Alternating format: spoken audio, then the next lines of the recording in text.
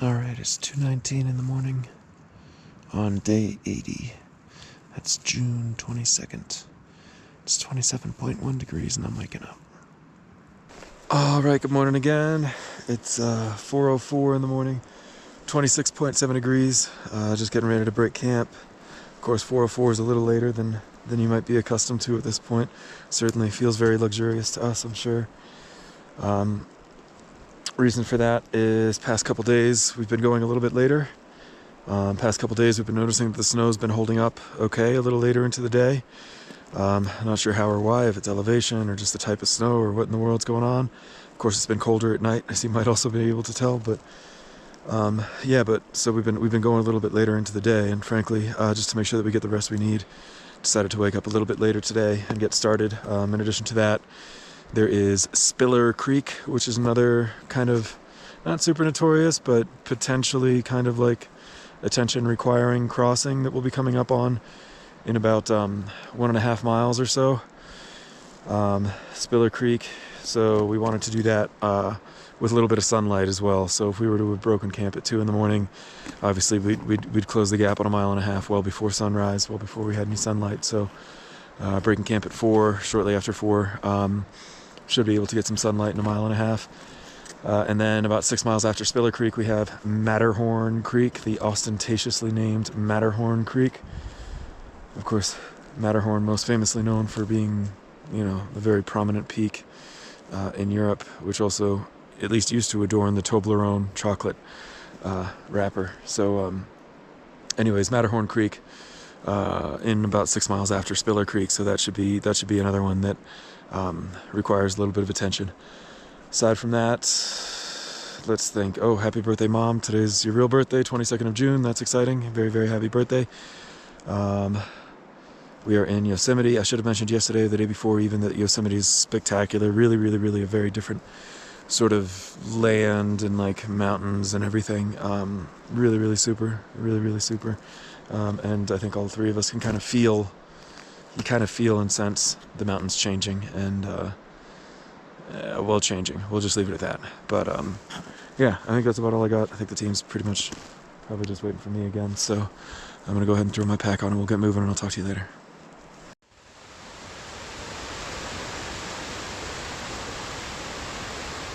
All right, 6:02 in the morning, 27 degrees even. We've made it to some part of Spiller Creek.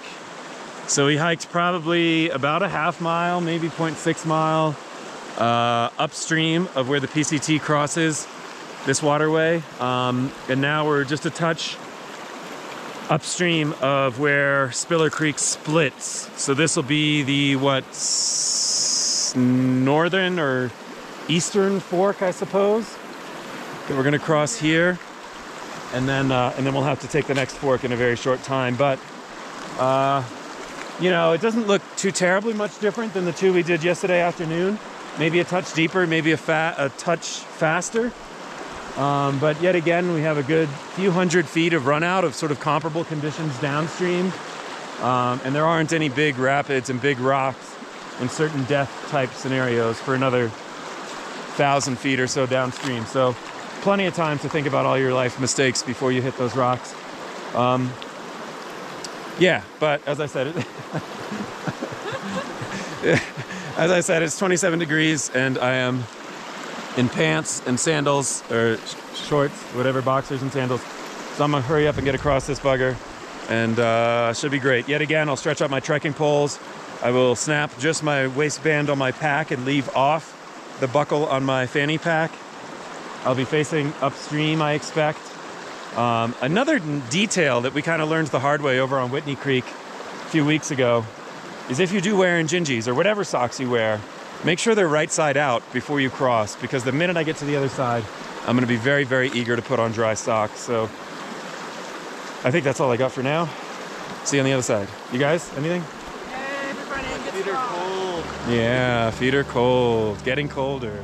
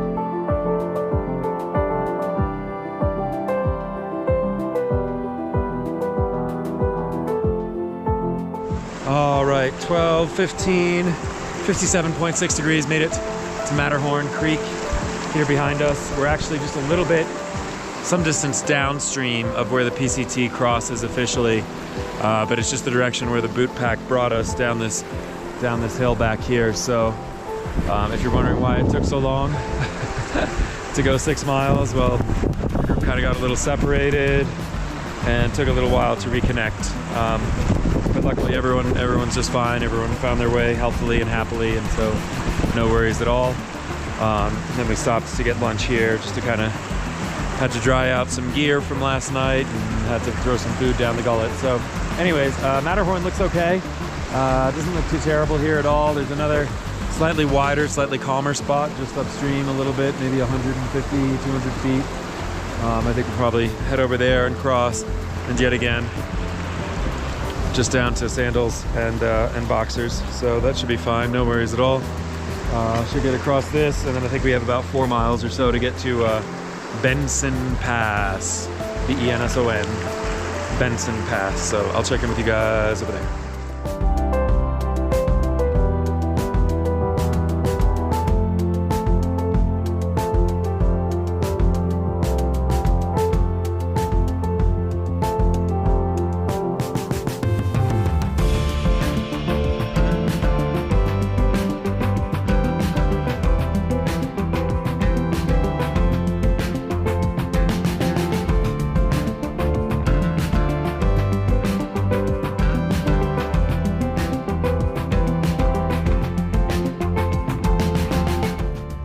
All right, 428, 45.4 degrees. That super happy lady thinking about killing her firstborn child right there is Shade. She's made it up to Benson Pass. Way off in the distance back there behind her, you can see Matterhorn Peak. So that's the obviously the peak after which Matterhorn Creek, which we crossed earlier, is named.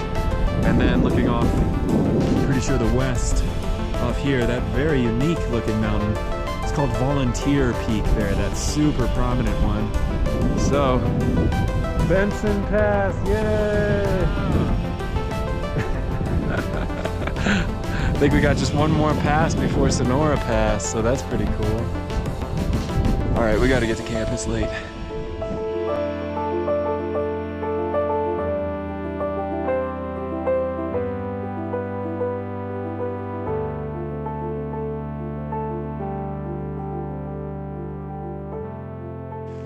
All right, good evening, folks. It is 5:54 and 43.6 degrees with a little bit of a mild wind blowing, but probably the strongest wind. I mean, it's not much of a wind, but strongest wind we felt in a week or so.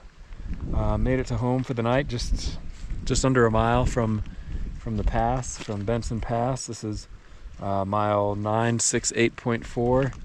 There's a little spot called a tent site, and we're just gonna kind of make it work here. So yeah, it's just this wet, sort of sandy, stony, snowmelt saturated surface. So not like the greatest campsite ever, but we don't have to shovel snow. It's not dirt, so we're doing like, you know, sort of dead man with rocks and big stones and stuff. We had to take a few minutes gathering up some stones beforehand. So you can see how everything's kind of pinched down that way. Yeah, today was a day. I mean, we did more miles today. Still barely clocked double digits, but got there, which is nice. I'm not even sure exactly how far we went, but I'm sure it was great. Sorry, I'm just totally wiped. Setting up camp was a lot tonight, and you know, obviously with a member of the party getting lost earlier today, that was kind of stressful, and obviously we weren't able to get quite as many miles as we'd like. But again, I mean, the main thing, more than anything, is just everyone was able to meet back up healthy and happy, and so that's definitely good news there. Thought I might take a minute and dedicate a view there of Volunteer Peak. Doesn't seem appropriate to be standing next to something called Volunteer Peak and not dedicate that view to a few of you who've donated to the hike. Sorry, I know this is also freaking far behind, but I only get service when I'm in town, and I haven't been in town in however many days. So let's see, there was a bunch more of you. There was Brian and Asha. Thank you guys. There was Dabbler and Siesta. I'm not even sure. I guess that's trail names. Jeffrey Rule, Jorge Miguel, and Donald Greenwood, as well as my wonderful friends from Mile 100 on the AT, Chica and Sunsets. Stayed with them very early into my AT hike in Franklin, and they have like probably the coolest hostel on the entire AT. So all those folks were kind enough to donate to the hike. Thank you, thank you, thank you. Really, really appreciate it. Again, all those links and everything are always in the description down below. If you feel so inclined to throw me a couple bucks or whatever, buy a beer for you know, Rabbit or chocolate milk for our friend Shade. I'm sure she'd appreciate it. Just let me know in the comments, and boy, get that in soon probably, because I don't know, they'll probably be smoking me pretty soon. But yeah, anyways, thanks so much for watching. Thanks so much for donating, those of you who did and who are able. If you're not able, that's fine. Just hit subscribe and hit like and all that sort of thing.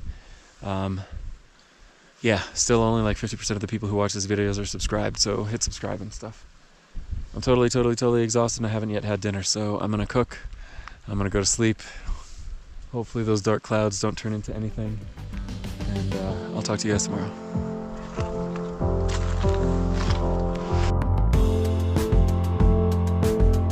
Monster! He carries this around. Yeah! All right, 6:02 in the morning, 27 degrees even, we made it.